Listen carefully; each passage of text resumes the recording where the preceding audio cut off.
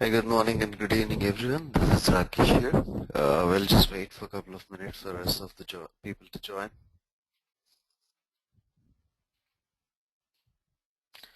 So meanwhile, Sandeep and Lakshmi, if you have any questions, please go ahead and ask your questions.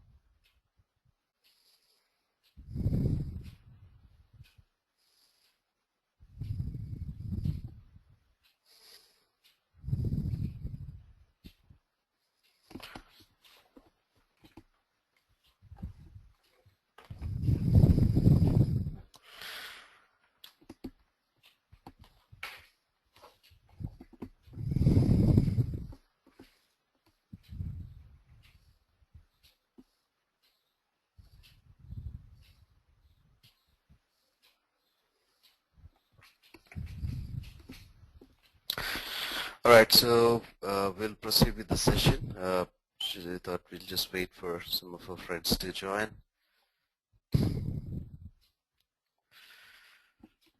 Please confirm if you can see my screen and listen to my voice so that we can proceed with today's topics. If you have any questions on yesterday's session, please let me know so that I can clarify them and proceed with today's topics.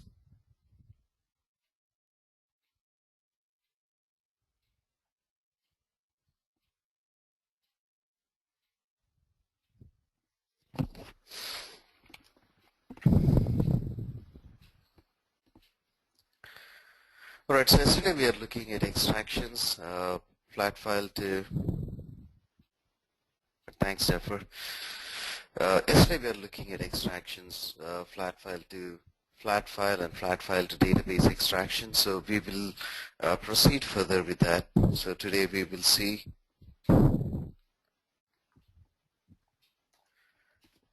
a database to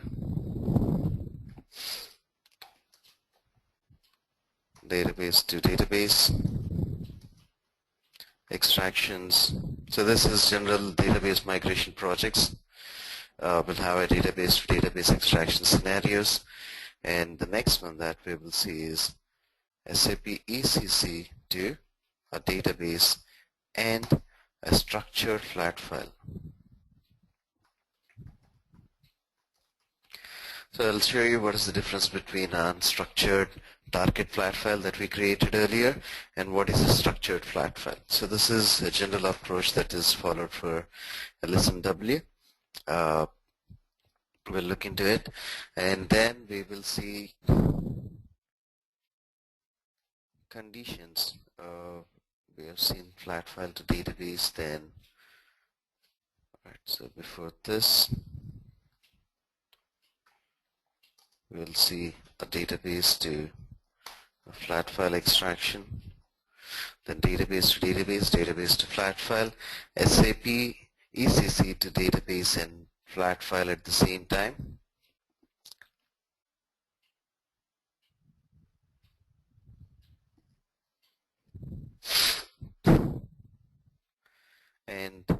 After that, we will see something called as conditions, scripts, and global variables. So this is pretty much close to our real project jobs.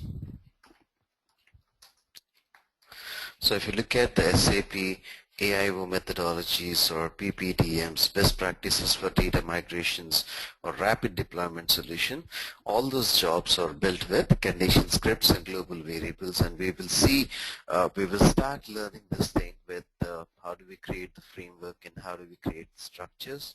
Then we'll proceed with the rest of the transformations. Once this is done, we will proceed with architecture class called central repository, single user instance and multi-user instance, and then we can proceed with the transformations. Okay, so now let us look at extractions, database to database. So first let us log into our database, which is SQL Server Management Studio, and the navigation is Start, All Programs, Microsoft SQL Server 2008 R2, Microsoft SQL Server Management Studio. So this is our backend database that we are using, but unfortunately, because we have only one database, we are using the same one as a source and target. So in the same server, you also have a database called as Northwind, and this is something that you can download from internet. Right, Northwind database is the initial projects of SQL, so you can download them free of cost and add, and you have almost pretty much close real-time data available in that database. Northwind, you have something called as AdventureWorks, or you have something called as eFashion and Club. So people who are from business objects background, they will be pretty much familiar with eFashion database. So this is the one, eFashion. So you can download this and you can start working on this one. And you also have something called as Club database, which also has a real-time data. So just giving you examples of databases that you can download from internet and attach to the server. So how do you attach a database to a server? So you need to download the MDF file, Microsoft data file. MDF is the extension database file, and once you download it on your system, you need to select your database, and you just need to go and click on attach, and then MDF file location, just go and browse and add, select a particular file, and just click on OK, and your file will be added to your server. So once your database is added, you can go and look at that database here in the list of databases. So once you expand that, you can see the specific tables, pre-built tables with almost pretty much close real-time data you can see in them. So in those cases now, I'm using Northwind as my source database because there are a few tables that we can use for live scenarios here. So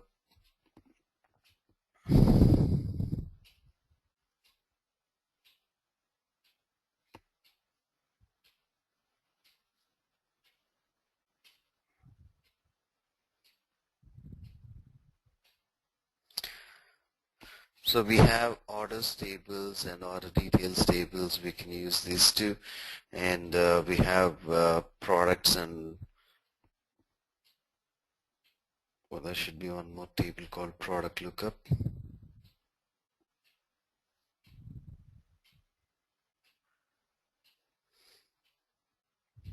Right.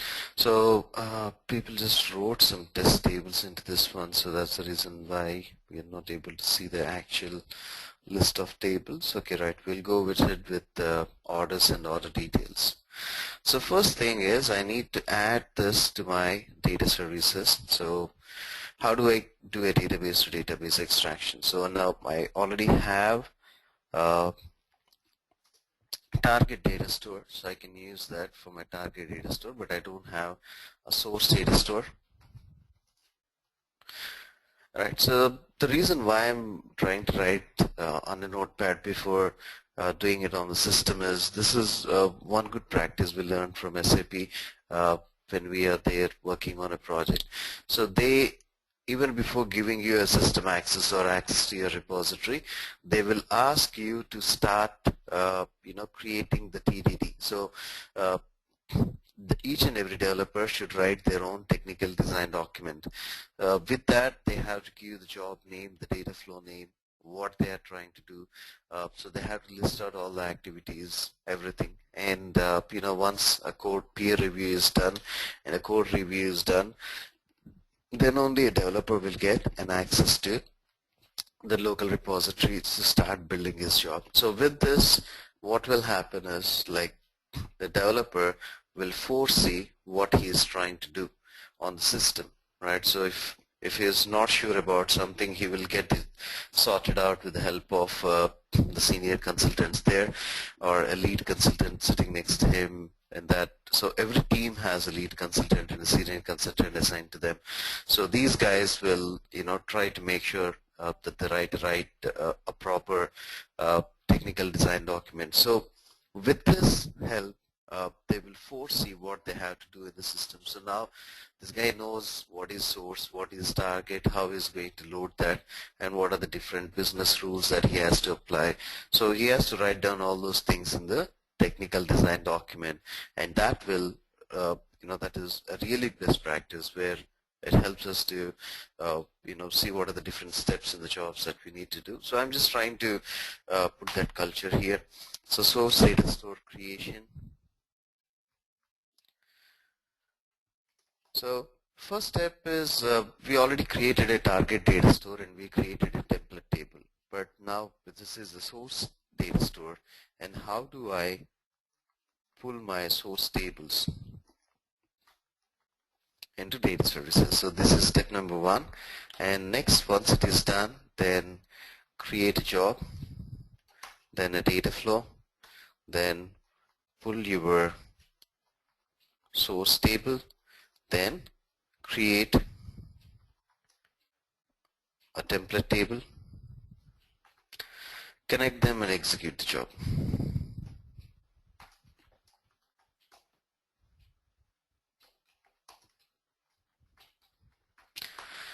A simple process. So first we need to define a connection to our source data store, then import our source table. So I'm just going to the right terminology now.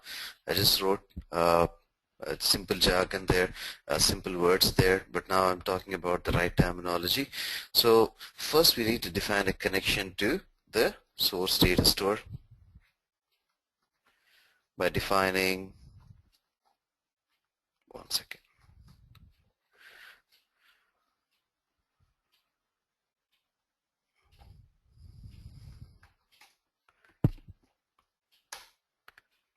So first we need to establish a connection between our source database and data services system. And once we do that, the next step is we need to import the table, right? So when we import the table, it is we import the metadata from our source system. So how do I create? This is also a database. So to create a data store to my source database, which is Northwind, I need to establish a connection to that database which has, or to that system which has this database. So create a new data store, ds_source, then the data store type is the database, and it's Microsoft SQL Server, and it's 2008 version. Database server name is BO41, database name is Northwind, or if you just have any confusion, you can copy it from here and paste it here. Then database name, the credentials that we use to connect to the system. Right, just click on apply to make sure there are no syntax errors. Now click on OK and your data store is created. This is the same way how we created our target data store. Now the second step is, I know my table names here, and how do I import those table names into my data services? So when I say I import the metadata from this database to my data services system. So metadata is nothing but our table structure the column names, the data types, and their lengths, right?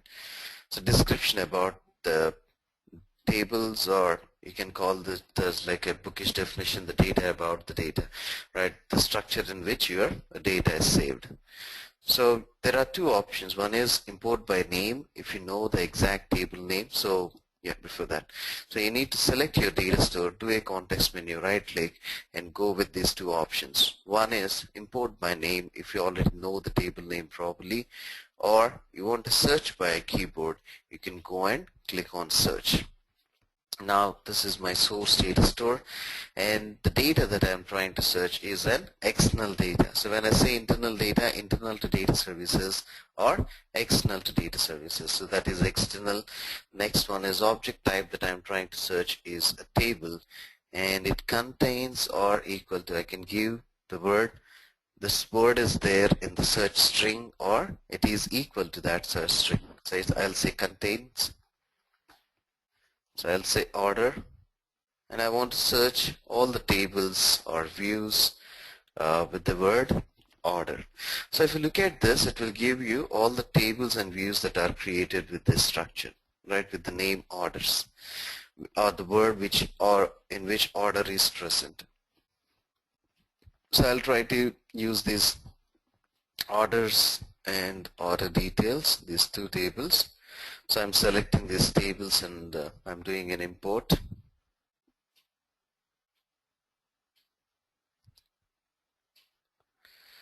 So close this, and once you open your permanent table, you will see this orders and order detail table.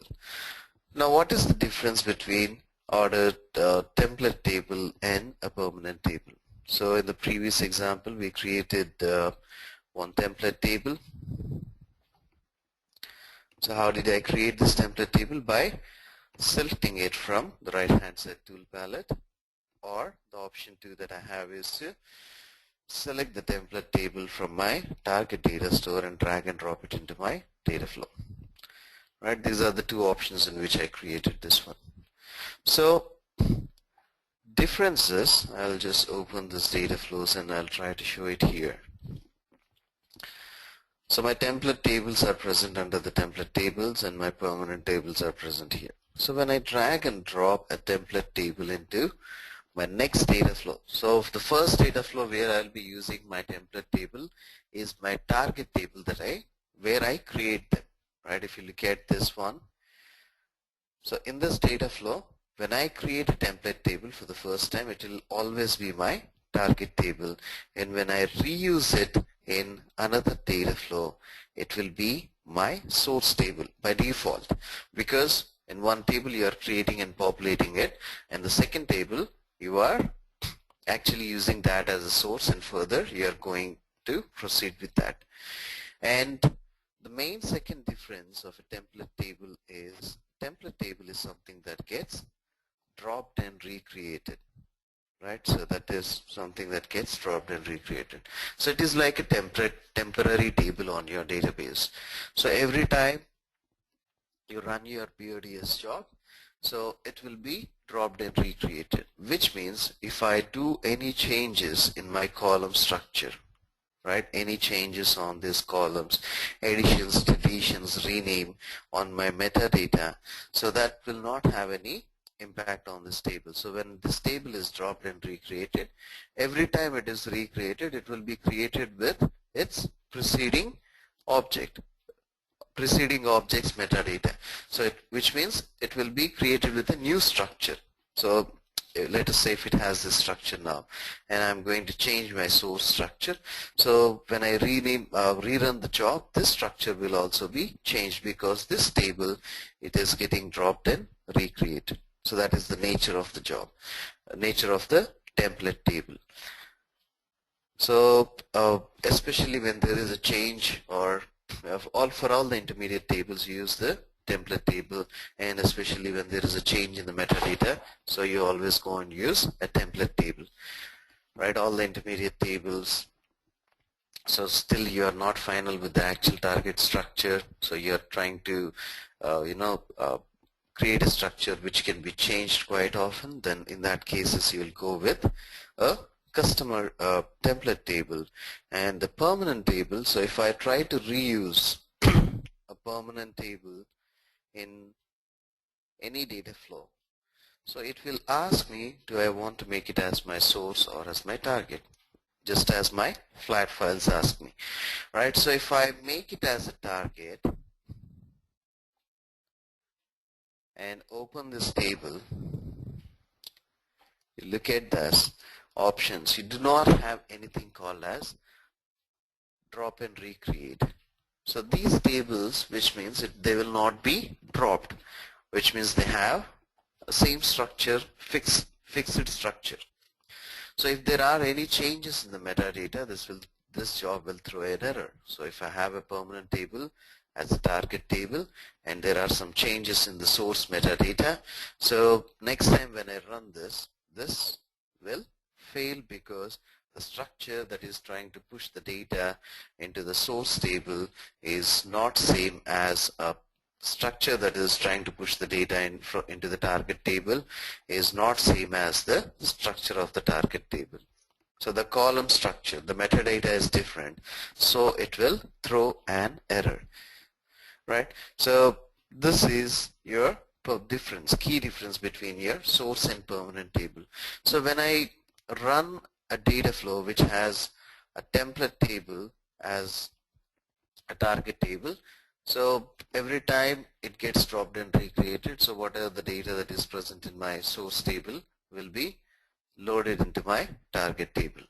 But if I do the same thing with my target permanent table, so every time I run my job, the data gets appended to the target table. So if your record is loaded, it will get, the next time when I run this, it will get appended to the target table. So target table will not get dropped and recreated. The data from the source gets appended to the target table. So that's a key difference between your template table and your permanent tables. So now I established a connection to my source database and I imported my source tables, and if you want to look at the data, I can select the table, do a context menu and go for view data. Alright, so now let me create a job.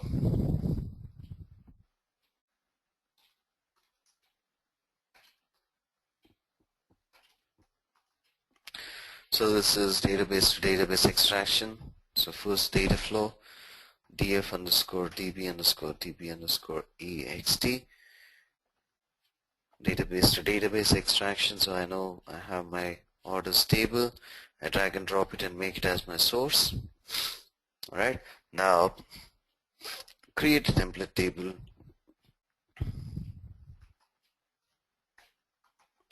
Orders stage, and now if you select a template table from the right hand side tool palette, as I was telling, like you have this drop down option where you can go and pick your data store. So just click on OK, connect it directly. I'm not using any transformations as of now, I'm just doing one-to-one loads, right? So, and validate the job to see if there are any errors. No errors found. Select your job, right click and execute it.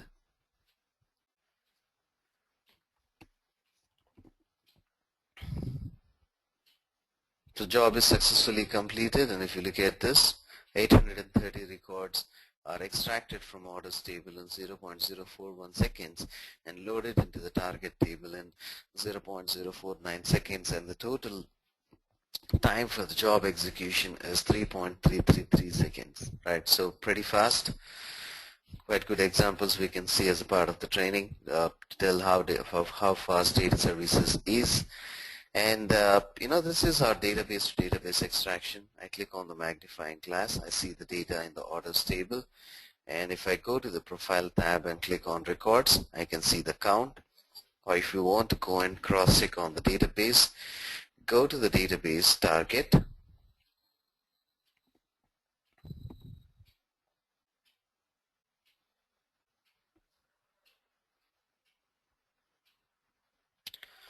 expand the tables, and then you will see orders underscore STG.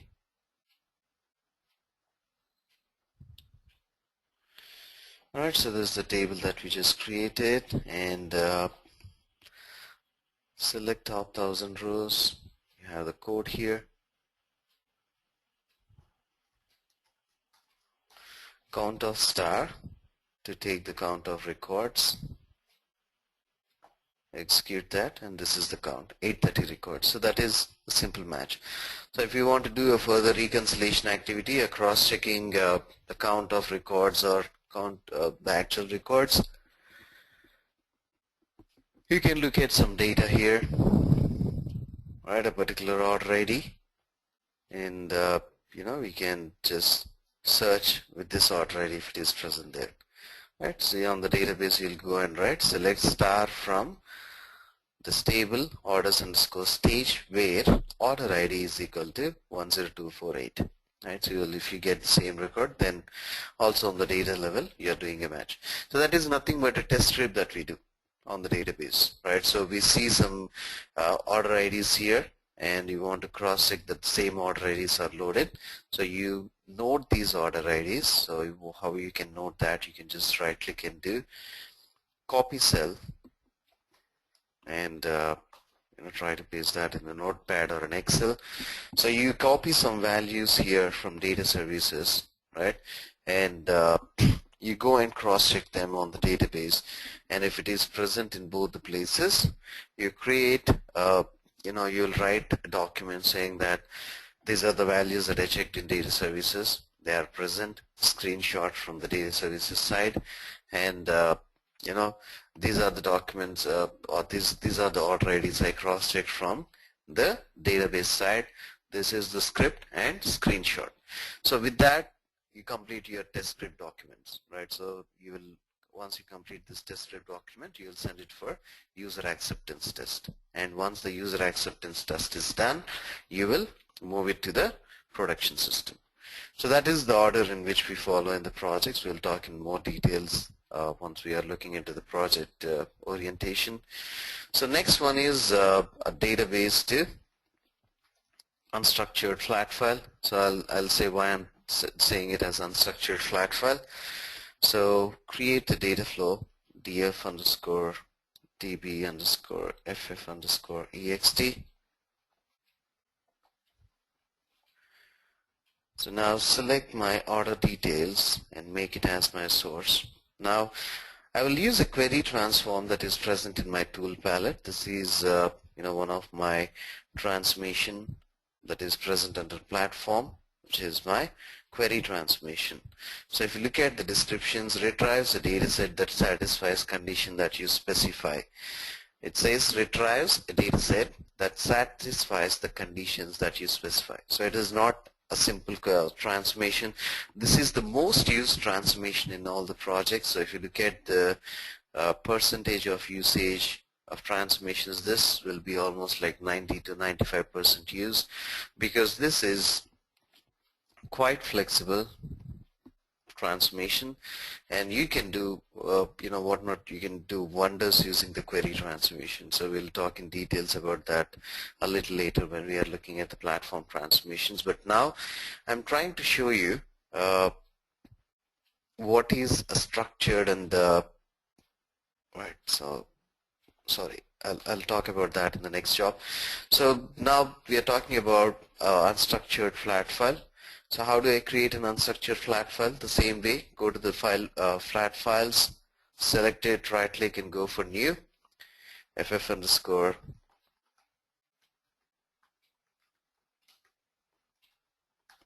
order details target. So just copy the same name and mention the path as your desktop or your outbound directory, and then give the file name .txt, then give it as a tab separated file, and write the row, skip the row headers, no, write the row headers as yes, because it is my target file.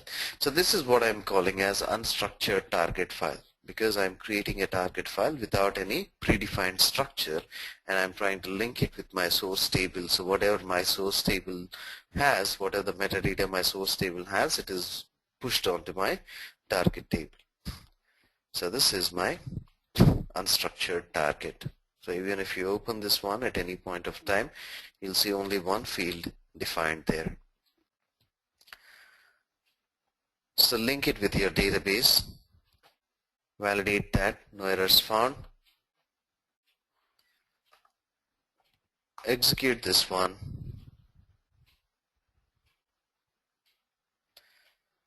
So guys, if you have any questions, please you can stop me in the middle, or if you feel that I'm going a bit fast, you can stop me in the middle. Please let me know so that I can be on the same page. Now if you look at this, 2155 records are processed in 0.015 seconds and written into the target in 0.027 seconds. So why is that different? So if you are looking at this one, job DB to DB extraction, if you look at this, some 800 records are done in 0.041 seconds, but now in the second job, if you look at this, it's done in a little lesser time, though there are more number of records. Why? So as I told you, data services will collect the statistics in the beginning. When you run it for the first time, it will go and cross-check from which database, which data store it is trying to fetch the data. So those stats will be saved on your system, and that will really help you to do the next run with the same data stores or same, what are the stats that you already collected. The system will go and utilize those stats rather than doing it right from the scratch on the job. So this is the file that is created with 2000 odd records. So this is a tab delimited file that we just created. Okay, so we saw a database to database, database to a flat file extractions, two extractions we saw.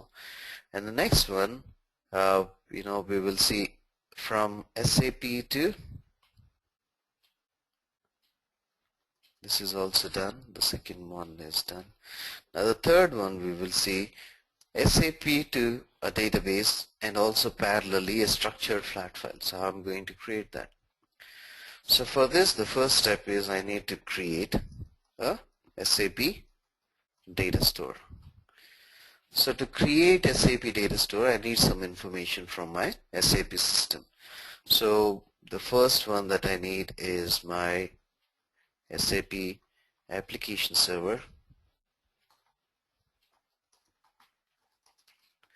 name, then second one is my instance number, third one is my username to log into SAP, fourth one is my password to connect to my SAP system. So now let us go and see how do we connect to SAP system first. So the navigation for that will be Start, All Programs, SAP Frontend and SAP Logon. So the navigation will be Start, All Programs, SAP Frontend and SAP Logon, or you will see the Logon pad as a shortcut created on your desktop. You can double click on that one as well. So once you double click on that Logon pad, the way we have initial login screen for data services, so we also have a similar logon screen for our SAP one. So select the ECC server and click on double click on the ECC server and you will get into the logon screen.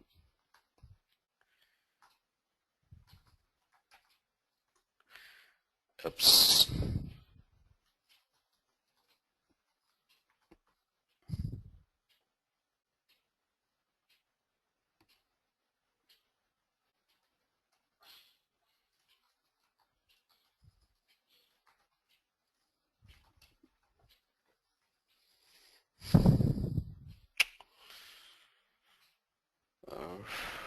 Just give me a second.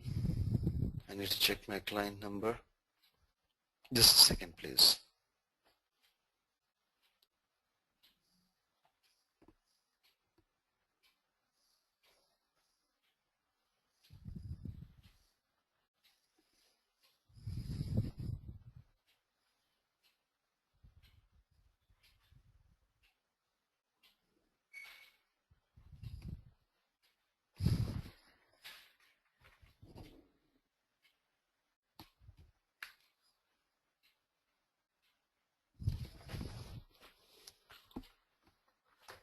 Just give me a second. I'm calling to the basis team to just check my username and password.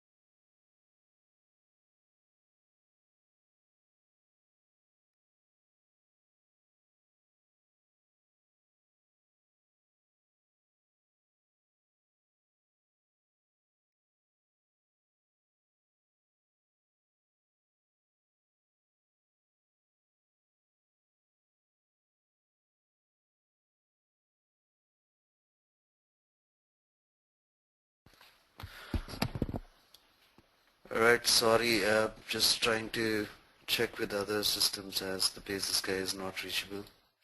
Just give me 1 second.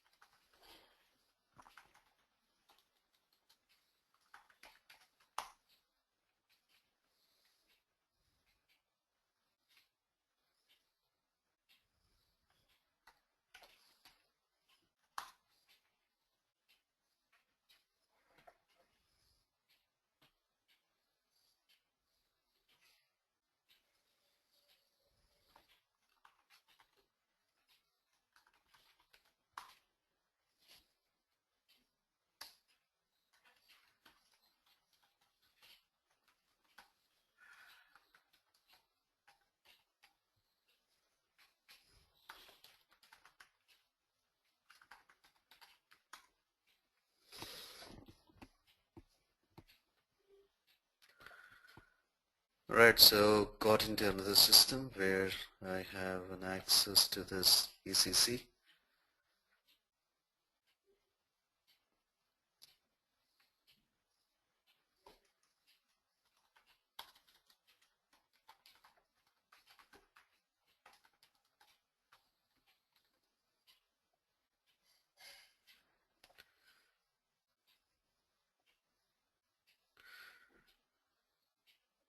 So this is our repository.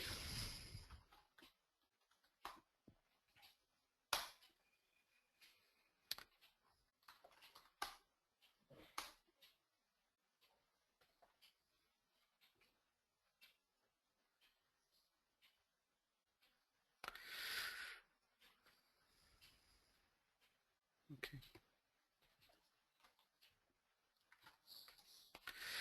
So to do an ECC to database extraction and also a structured flat file specific for LSMW activity. So first thing is I need to set up a connection between BODS and ECC by creating a data store. So for this activity I need application server name, instance number, then user ID and password. So these are the things that I need from an SAP system to establish a connection from BODS to SAP ECC using data store. So the second step is to import or search the table. Then third step is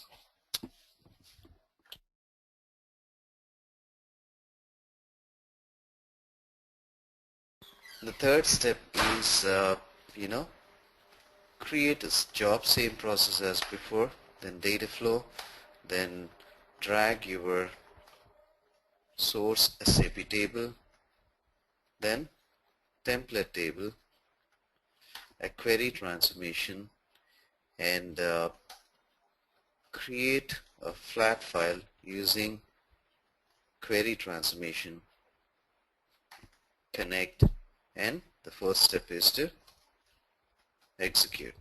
So these are the simple steps that we'll be doing. One is you need to create a data store. The second one is you need to import your source tables that you want to use here. So next one is you need to create a job, a data flow, and pull in your source SAP table, create a template target table. Now since you want to create a structured flat file, we will use a query transformation, and using query transformation we'll create a structured flat file and we will connect it and we'll just connect all your source table, query transformation, target tables, and target flat file, and then we will execute the job. So let us go and do that on the system now. So first step is to create an SAP data store. So again, do a context menu, right click and go for new, and now call this as ds_sap_source. Now this is not a database, so now I'm going to change this one as SAP applications. Earlier we created something called as database, and since we are connecting to the backend SQL server, so now I'm going to take it as an SAP application, and then I have to give the server name, username and password, so from where I will get all those things. So if you go to the SAP logon pad,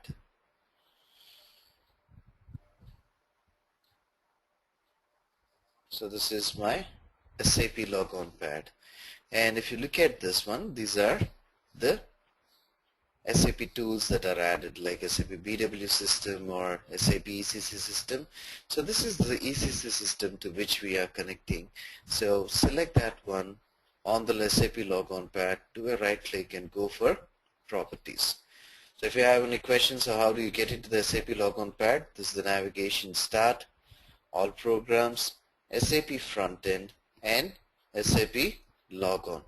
So once you click on that, it will take you to this logon pad. So you select your system on which you need to connect, right click and go to properties. So in the properties you will see the application server name, so I'm using it here. Then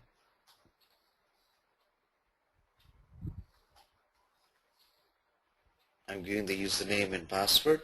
Now you just click on advanced here and you will see some basic level information that you need to provide. So once you click on advanced, general, overflow file directory, if a file is being overflown, right, with more volume of data. So if you want to save it somewhere, you can define the path, language and code page. We are giving it as different. We are giving it as default. So if you look at the code page, for SAP it will be UTF-8 or UTF-16. That's the code page code that we have. Then ABAP execution options. So generate and execute. So there are two options here. One is generate and execute. The second one is execute and preload. So ABAP execution. So what happens is,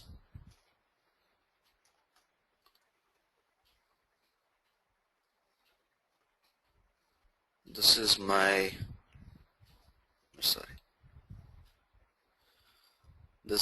SAP application, my BODS system, and my backend database.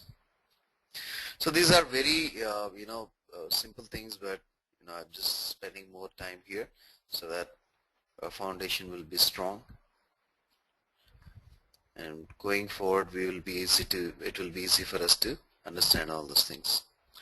So when I write to my BODS from my BODS system to ECC, so I should talk in my ECC language, right? So then only my ECC system can understand what I am trying to say, right? So it generates an ABAP program which will go and request ECC for data, right? So this program will be created in my system or the server where my data services is installed. So for the first time when you are creating a data store, it will be generate and execute, and the second time you can use execute and preload on the development environment. Now again you move to QA environment, you make sure that you have to make it as generate and execute as the first option. Alright, so the next one is client number. So how do I know which client number I have to work on? So if you just close this one and try to re-log into the logon pad,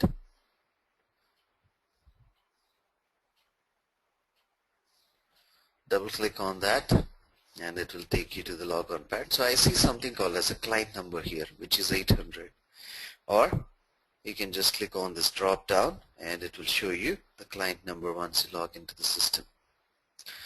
So I will give my client number here as 800. The next one, the system number. So this system number is nothing but your instance number that you can pick from your SAP Logon pad. So right click and go to properties, and instance number is 77. So I'm giving this 77 as an instance number here. Right, so every time you create a system, so you create it with a particular instance number. Now you want to make a copy of that system, you just make a copy of the instance number, and that is the key differentiator between system 1 and system 2. So that is my instance number. Then execute in the background, you can choose it as yes or no. Then data transfer methods. So these are the different data transfer methods. Then RFC is something new that is coming in from data services version 4.x. Right, so prior to that we don't have RFCs, we have direct download, shared directory, FTP, and custom transfer program. Well, let us go with the direct download. So what is the direct download? So if my volume of data is less, right? If my volume of data that I am requesting in this particular table is less, the system will send a response to request to the database. Database responds back to the ECC system, and that data is sent to my boards. So this is a direct download. If I have less volume of data, this is a direct download that will happen. Then the second one is a shared directory mechanism. So what is a shared directory? So you remember we spoke about the ABAP data flow introduction.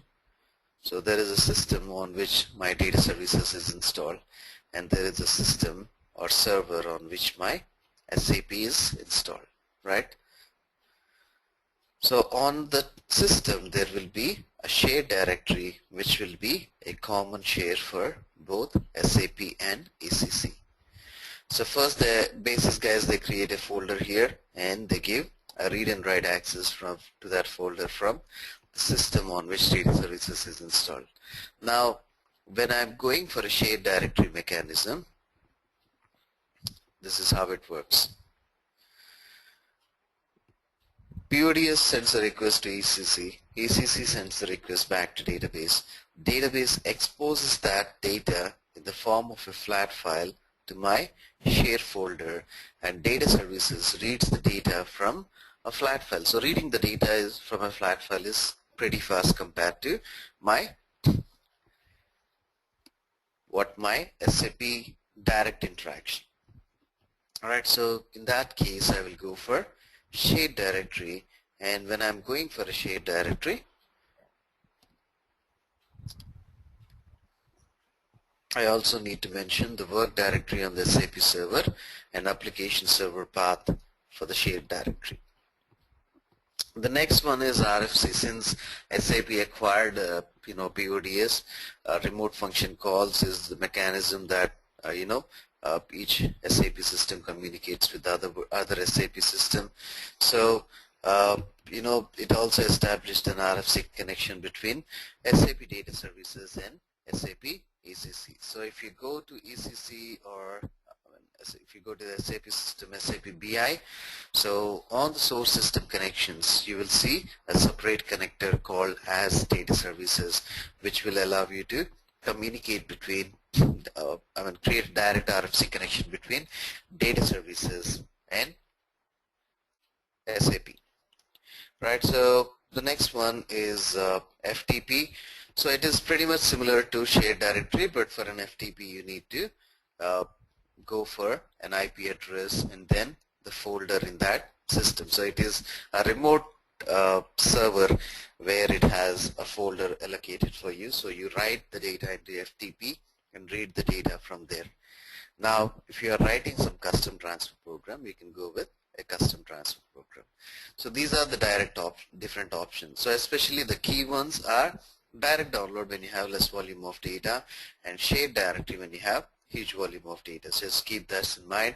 So I'm going for direct download now. Now the work directory on the local directory, I'm just giving the same path, and security profile will be SAP underscore all. So that will be my security profile, and number of connection retries. So make sure that this is 1. So what is connection retry? So when you try to communicate from data services to the SAP system, that is called a connection try, and once it fails, if it's trying to connect for the second time, it is a connection retry. So why do I want to keep it as 1? Because if I give it as 2 or 3 and give a wrong password, which means you are trying to communicate to the SAP system with the wrong password thrice. The impact is the particular account gets locked out if you try to enter that wrong password thrice into an SAP system, or if you try to log in with a username and a wrong password into SAP system by keying in the wrong password for 3 times, that particular user ID gets locked. So to avoid such situation, we will go with number of connections retries as 1, and that's pretty much the information that you need to pull in here. Right, so just click on apply to see what are the information that you gave is correct. If the system is not scolding us, not showing any pop-ups, then the information that we have here is correct. Or if it is showing some pop-up screen and it says that I'm not able to communicate to the ECC system, then we need to go and cross-check the credentials that we gave here.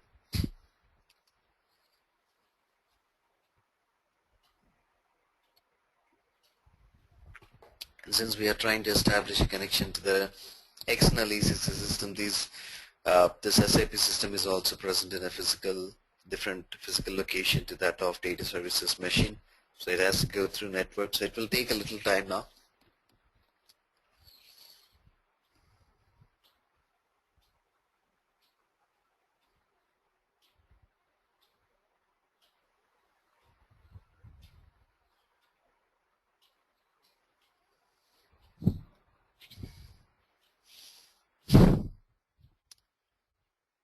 So once all these credentials are applied on this data store, you can just click on OK, and your SAP data store will be created. So once the SAP data store is created, we will see how different is that from a database data store.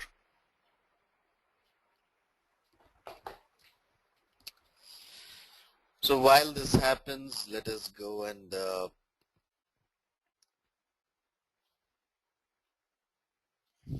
look at the ECC part of it. So once you double click on the logon pad, right, so it will take you to the initial logon screen. So this is my SAP logon screen, and I need to key in the username and password and just click on enter. So once I do this, this takes me to my initial SAP Easy Access screen. So this is my logon screen where this is my first screen of my SAP. So this part of my SAP window is called a transaction bar. So here I entered the transaction code. So to go to each and every window of your SAP system, or to go to different parts of your SAP system, so you need to have a transaction code. So SE11 is my transaction code that will allow me to go and look at my data dictionary. So when I say data dictionary, it is nothing but my area where all my SAP tables are present, right? So as we are trying to extract the data from SAP ECC tables to my database and flat files, so I need to know where and what my tables are. So SE11 is the transaction code, SE11 is my transaction code that will take me to my ABAP dictionaries or data dictionary initial screen, and here I need to key in my database table name and click on display. So these tables will be told by the SAP guys, so no need to worry about that. So how do I know the table names and stuff? They will tell you what are the different table names that you need to extract.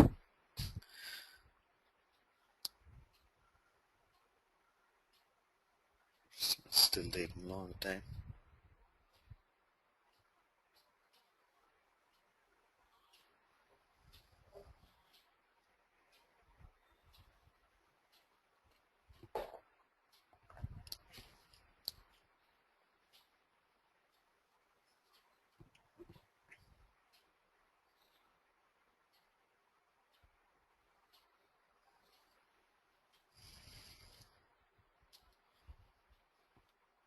Oops.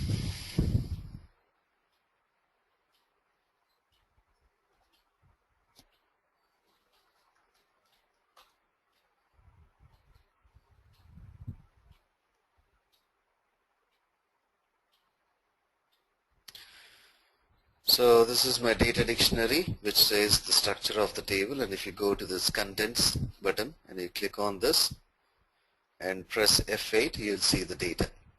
Okay. Alright, somebody else is trying to log into this one.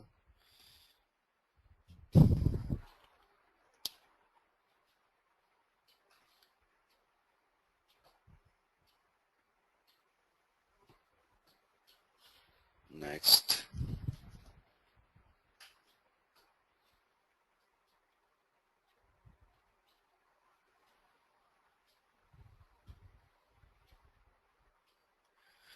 Just give me a second, I'll take those credentials and add it in our system.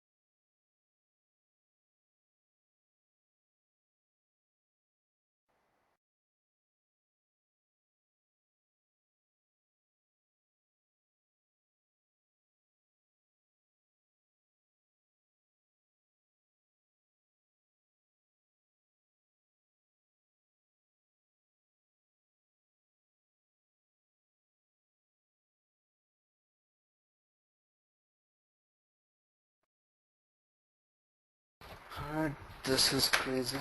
It's not allowing me to add someone here.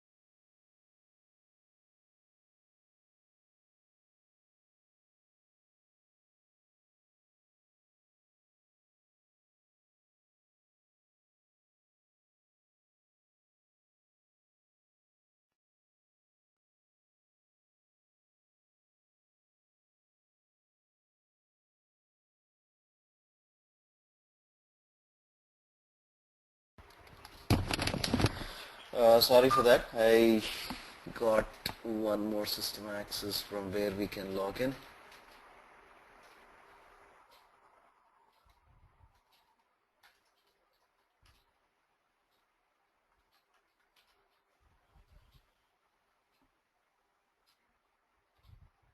So if someone else is also logged on, so we are already logged into the other system with the same credentials, so it will say terminate this logon or continue with this logon. So I'm selecting continue with this logon, so that will continue, and SC11 is the transaction code, and Mara is the database table name. Just click on display, and once you see the table structure, this is the metadata of your Mara table, and Mara is nothing but your general materials data. And you click on this content button and press F8, or you see this execute button, you click on this one, and you will see the data that is present on your SAP side. So log into your data services designer, and we are trying to read this data from my SAP system into my database and flat files simultaneously.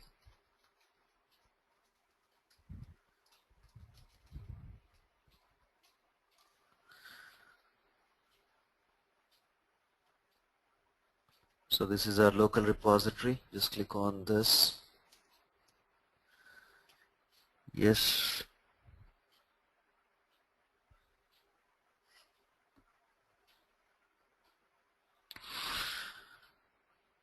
So here it shows my data store is created. So just let us go and edit, and click on apply and see if all the credentials that we gave are correct, just to make sure that we don't get any error message.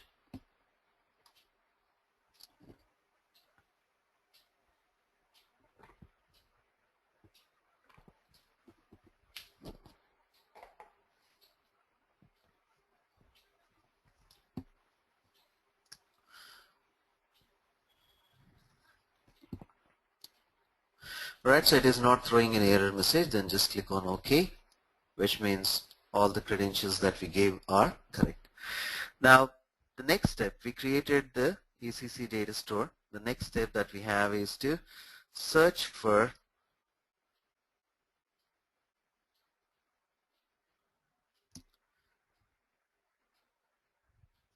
the next step. Okay, just let me write this on there on the server that we connected.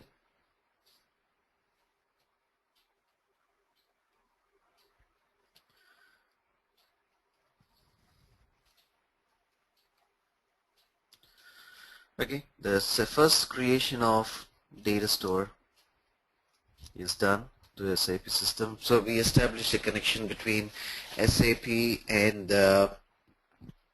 data services. The second one is import the table. So when I import the table, I don't import the data, I just import metadata to various. So just keep this in mind. So we do not deal with data unless and until we execute the job.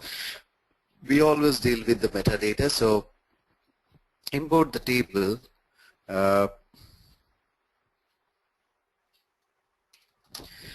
We import the metadata into various. So the table that I'm going to import here is Mara, and once this is done, creation of job, then data flow, and then the data flow I need to pull in Mara table, then a query transform,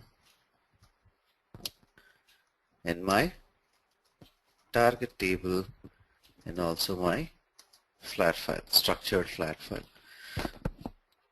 Alright, so go to your project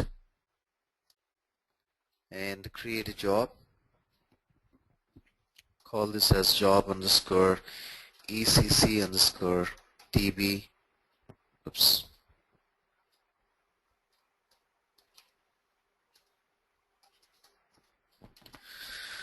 So ECC DB flat file extraction, then create a data flow.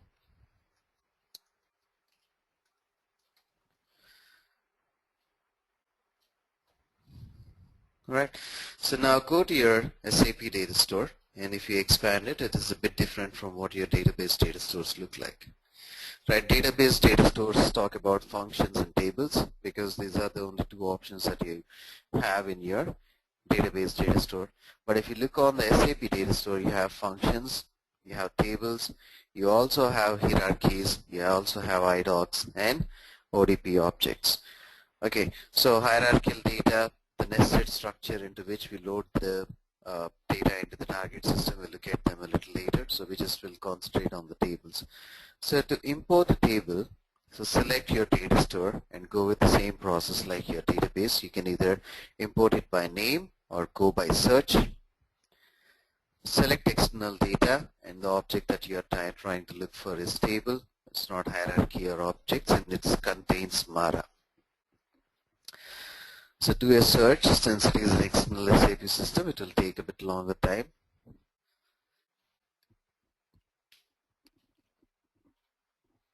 And just same like database, once you find your table that you're searching for in the list, you'll select, do a context menu, right click, and import that table into your data store. So you're importing your metadata from your ECC system into your data services so that you can start working on that table structure. So once the table is imported, you should be able to see that table here, and we can start using that table in our various jobs.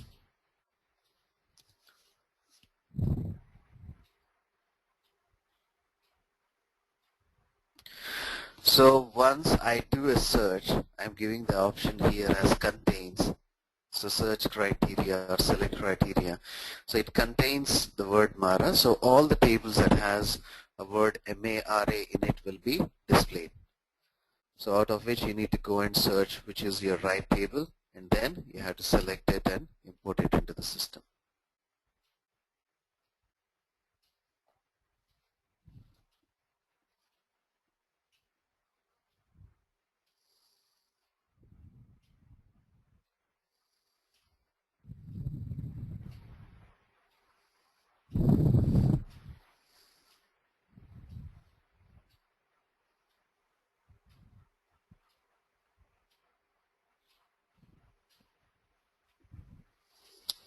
A few more seconds.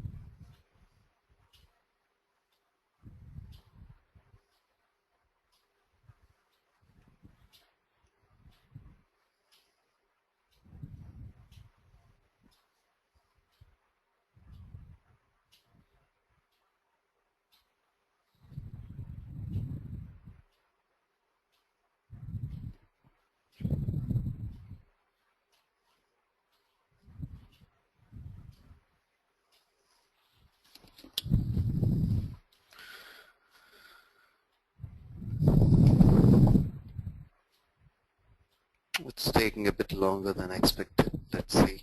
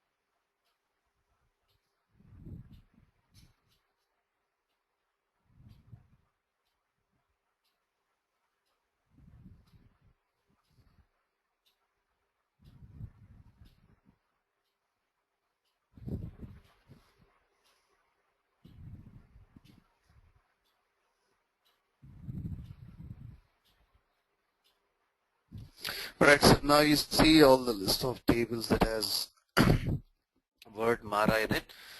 So you just go and look for the right table. So this is the right table. So you need to select it and import that. And once it is done, you'll be able to see the table here under your tables under your SAP data store. So I guess that the system is a bit slow today. It's taking a longer period. Once the class is done, let me just check with the server guy and make sure that it is fast. So generally it is not this slow, so I'm wondering why it is.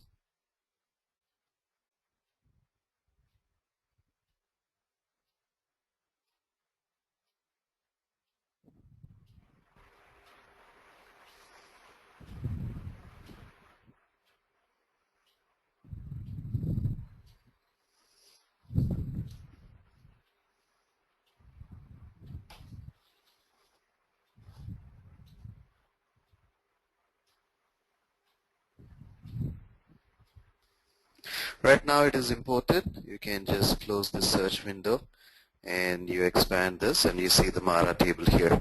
Now let's go and pull in this Mara table into the data flow. And on SAP tables there is no source table or target table. It is always a source table. So SAP tables can only be used as source, not as target. So the moment you drag and drop it into your data flow, it will be by default a source tables, because you cannot write data directly into an SAP table using data services. So you need to use mechanisms like LSMW or iDocs to write the data into an SAP system. So this is my source, and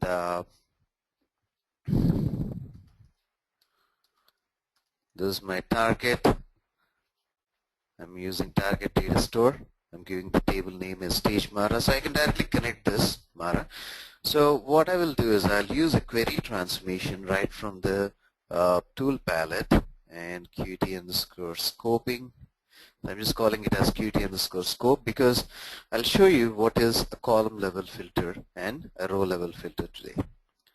So let us say the source table has 100 columns, which I don't want to go and utilize it.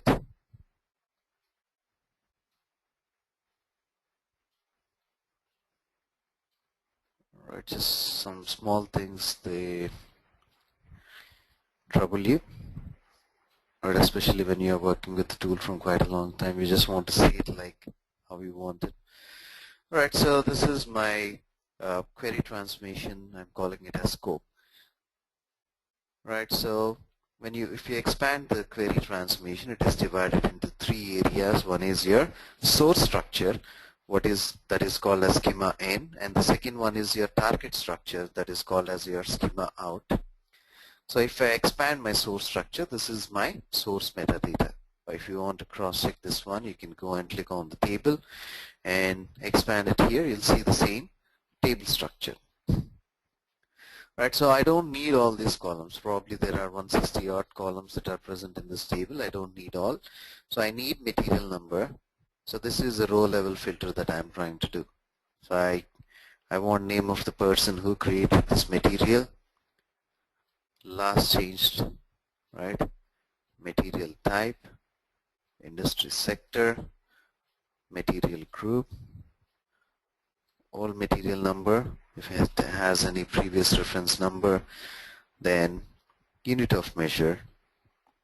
Alright, so this is called as row level filter. So though if I have 160 columns that are present in my source, I don't want 160 columns, I just only want 6 columns. This is how I do a selection from my source to target, and this I define my schema out, which is nothing but my target structure. Right, so these are the columns I pulled in from my target. So this is a row level filter, and if you want to apply a column level filter, you need to go with a where condition here. So if you go with a where condition, so there is a column called LVORM, which is flag material for deletion at the plant level. Right, so this one will have a value called X or null. So I'm just giving it is not equal to X, which means it is null. So the reason or the history behind this particular column is when you are creating a material at a particular plant, like you are manufacturing an engine, right? For that engine, you need grease, you need cotton, you need soldering rod, right? You need that lead, and all these things. You cannot count them as a part of that engine, right? Though you use them to create a machine, you cannot call them to be a part of this machine, because when you are trying to build that different parts in that engine, so you will consider all these things as a labor, but you cannot consider them to be the materials that are present in your engine. So when you do a BOM, this is like a bill of materials, right, on a particular product or a particular machine.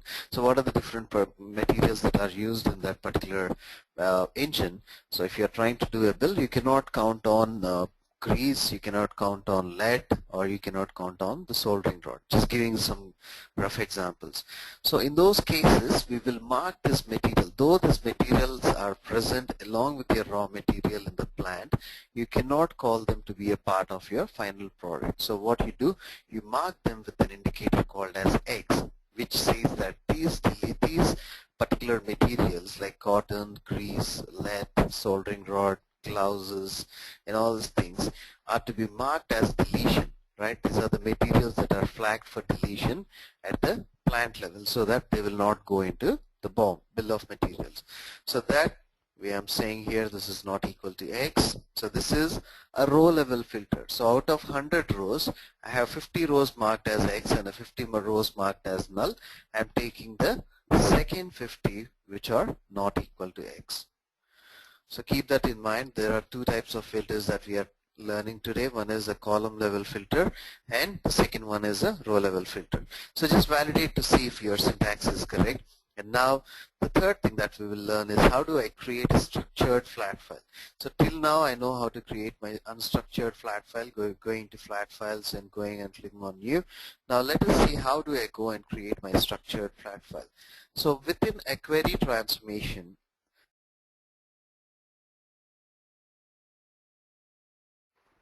you select the top node, which is your schema, do a context menu, right click, and go and create a file format here, right?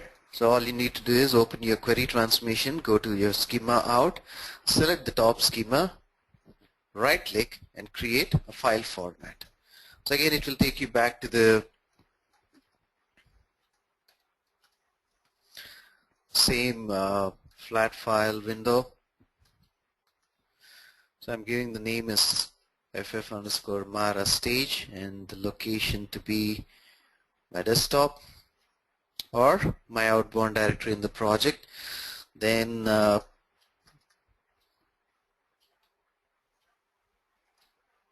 file name and the delimiter, and write the row headers as yes. So now you see it is a structured flat file that I'm going to create. It is not just having a field 1 and varchar 100, but it is a structured flat file that I'm going to create. And if you want to do further changes on this, you can go and do that. And once you generate a flat file, this flat file is created with data and both metadata. So now once SAP LSMW reads that, LSMW reads the exact structure and the data within it, right? So that will be useful for records to be properly inserted into the SAP system without getting kicked off. All right. Also, when you read a flat file, so generally when you connect a flat file to any system and you try to read, sometimes it is displayed as integer, it is displayed as varchar, it is displayed as null. So though your data type is different, you see a different data type in the system because you are trying to extract it from a flat file, right? So we'll look into those more examples going forward. Though your data is one thing, your system ends up showing a different data type just because it is a flat file without any defined structure. So now my flat file is created. If I just go and open this, stage Mara is present, and if you want to open this one, you can open this one and see it has a structure. So that's the reason why I'm calling it as structured data flow. And I'm calling it, I created it right from my query transformation. Now I make it as a target and connect it with my query transform, Qt scope. So query transform can not only load data into one target, it can load data into multiple target objects. Just keep that in mind. So it's not just one, it is many that you can load the data from a particular query transformation. So now I'm loading the data into the database and also into a flat file. Now validate this and see if there are any errors. No errors found. Select the job, right click and execute it. Now the data flows in from Mara table, applying two different levels of filters. One is your row level filter and second one is your column level filter, and it gets loaded into your database table and also your flat file simultaneously. So we have a question. Yes, Zafar, go ahead. Hey Rakesh, as you said, in the target we can use the multiple, right? So what about the source? Like we have we can. Yeah, we have a Mara table. Like for example, if you want to get the description from the MAKD table, so we can use this one. Like we can use. Now in the where condition that I'm showing in the query transformation, we'll get to that. So in the where condition where I'm showing this transformation, so if I'm using a MAKD table, I will drag the MAKD table and connect it to my query transformation. And in my schema in, I will see two tables, Mara and MAKD. So I go to the where condition and say where Matner from Mara table is equal to my Matner from MAKD table. So that's the where condition I define, and if I have further where conditions we define, I can go and do that. So this one is for the raw level, right? Yeah, the column level and the row level. This is just to avoid those materials flagged as X. I'm just avoiding them here, and I'm doing a selection of my columns. I'm doing only my required column selection. So this one you are showing the raw level filter, right? Exactly. This is not a join. This is only a row level filter. Okay, so what about the column one? Did you explain somewhere? Like I missed something. No, column, instead of selecting all the columns here. Oh, okay. So when you do the required columns, yeah, in the query transformation itself. Oh, okay. Thank you. Right. Thanks, Jafar. So now if you go back and see, my data is created, right, in this table. And my flat file is also created on my desktop. Okay, this is a pipe delimited flat file. If you want to just cross-check the data, you put it in an Excel sheet and go to data and go text to column delimited, click on next and give the right delimited here. It's not a pipe delimited, it's not a tab delimited, it's a pipe delimited. So click on finish and select the corner cell here and double click on that. You'll see the data properly. Okay, so this is how we read the data from a ECC table, which is Mara. Right, so this is my ECC table Mara. And I read the data from this system into my backend server database, and not only writing it into database, I'm writing a similar structure into a flat file, right, with a structured flat file creation with the help of a query transformation. So there are different options within the query transformation which we did not look at yet. The only options that we saw is schema in, schema out, and a where tab, wherein I did a column level filter, like I selected only my required columns into my schema out by pulling them and dragging, selecting and dragging and dropping them into my schema out. And in the where condition, I applied a condition where a particular field is not equal to X to apply a data level filter. right? So these are the only two options that we saw. Rest of the options we'll see in detail once we are looking at the query transformation, but this is how I read the data from SAP and write it into a database and a flat file. Right, so any questions on today's topics? We saw database to database extraction, and we saw database to flat file, ECC to database and flat file at the same time. Yeah, Zafar, go ahead. You can unmute yourself and ask your question. Zafar, you're on mute from your end. You just unmute it and you can, yeah. Go ahead, Zafar. Yeah, Rakesh, I have a question. Like in a query transform, can we use the conditional statement as well? And if we do, so what percentage in the real-time projects we have to do it? Like so you can use an end condition, and again you can go for the second thing, or you can, if you have either this or that conditions to be satisfied, so you give and or. So you can use both, and the percentage of usage of that in real-time projects is almost like 70%. You always get different scenarios in which you extract the data. So multiple conditions need to be satisfied for this database to go into the target, so we apply all those filters here.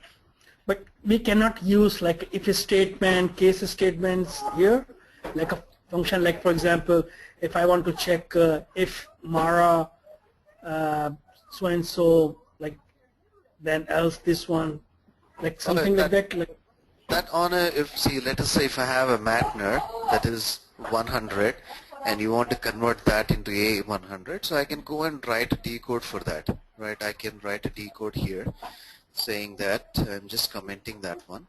So you can write a decode statement saying that if your Matner, so this is a business rule application on the data. So if your Matner is equal to A100, so you need to convert that to 1000, else you get the Matner directly from your source. Oh, so this is the replacement of this if statement, right? So for example, like if then else statement. So you can also write an if then else statement. Oh yeah, that's the only question I want to ask. Yeah, you can write them. So that you do on the mapping tab of your query transformation, and filters only you apply them in the where tab. The rest of these things we apply. We'll look at this in detail, Jaffer, once we we start looking at the transformations. So we have a separate session on this one. Once we complete the central repository, we will look at the query transformation and the platform transformations. And once we look at that, we will look in each and every detail with the scenario, and how we write a decode, how we do a concatenation, how I do a row level filter, how I do a column level filter, how do I write an if then else statement, how do I hard code it, how do I decode it, right? How do I create new output columns and get data from some other table using join conditions. So we look at multiple scenarios when we are using query transform. Okay? Okay, thank you. Thanks. All right, perfect. So any more questions from Lakshmi and Sandeep? If you have any questions, please let me know in today's topic. I'll be glad to answer them.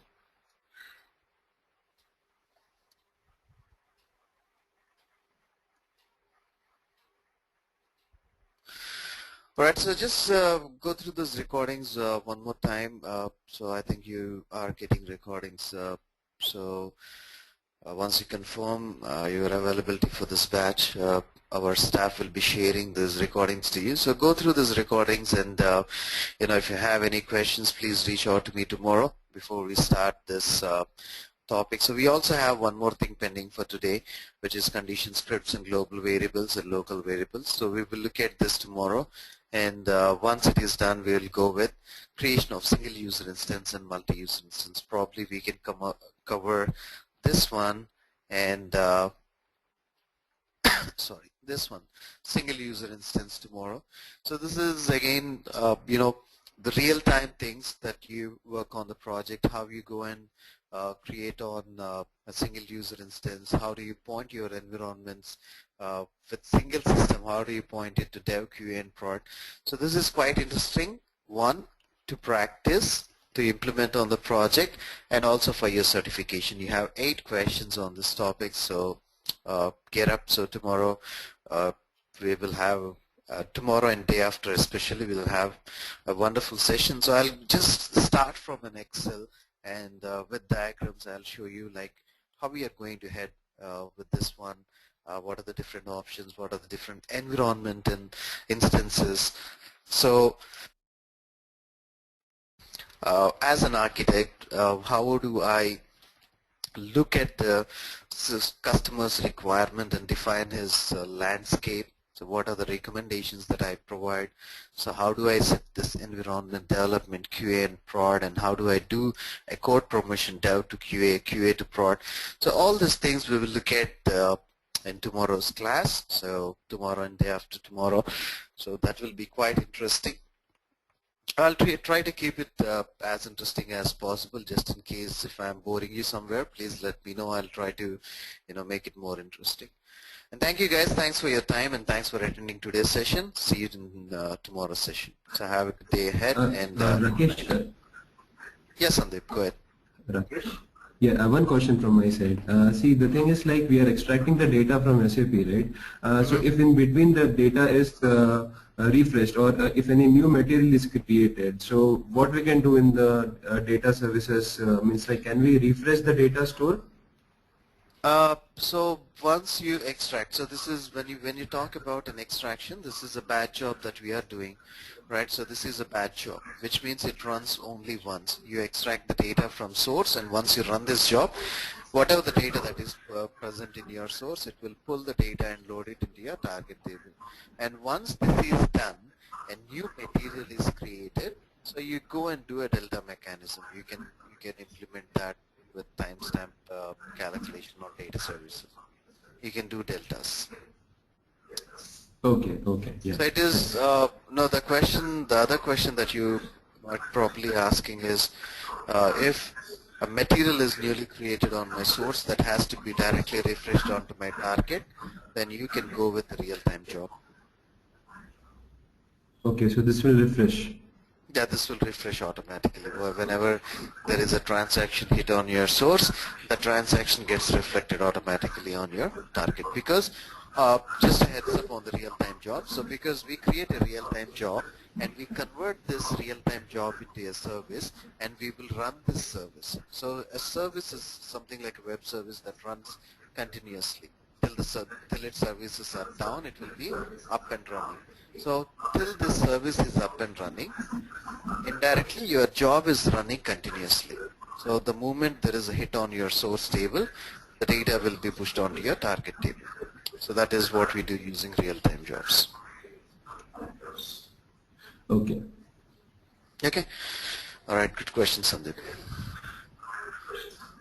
All right. So let's connect tomorrow, and let's continue with tomorrow's session. We'll talk about condition scripts and global variables, followed by the it's not developer role though, totally, but we will see both developers roles, testers roles, and admin roles in this activity.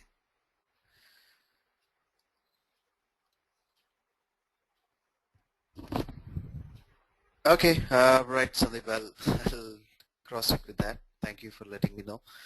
All right, so yeah, we'll catch up tomorrow then. Have a good night and good day ahead. Thank you, guys.